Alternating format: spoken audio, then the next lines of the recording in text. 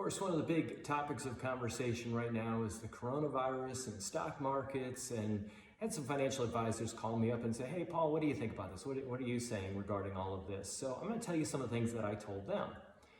Now, number one, I always look at market history. Just look back, because in the last century, we've had a lot of bad stuff happen. And if you look back at history, it kind of tells you a little bit how markets respond. Now, number one, when people are buying stocks, they say there's a market sell-off. Well, when there's a sell-off, there's somebody on the other side buying, which reminds me of the movie It's a Wonderful Life. Potter's not panicking. He was keeping his head when everybody else was losing theirs. We go back to 1926 and look back through history. The 20 biggest days, up days in the stock market, have all occurred after down days, number one.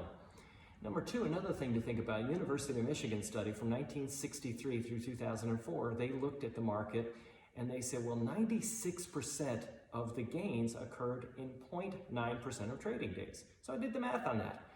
15,000 days over that period of time, 15,000 days, 134 days have actually given us 96% of the returns. So when the market comes back, you better be there.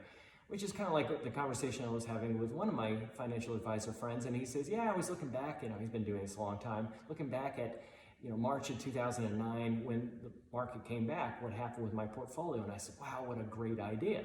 So I looked at my portfolio, which is 95% stock, diversified all around the world, and I found that from March 10th to the end of the month, which was when the downturn had basically subsided and the market started coming back, from March 10th to the end of the month, March 31st, if I had put my money in cash, let's say, instead of leaving it in stocks, it would have, at a 0.5% rate of return, taken me 36 years to recover what I got in just a couple weeks in the stock market. Amazing. You better be there when it comes back. Another thing to think about is this. Democrats and Republicans fighting like crazy, because it's an election year, but they both want to come up with a solution that is going to help not only American people, but the rest of the world as well, because they'll be the heroes. So everybody's looking for a solution. And that also goes for drug companies.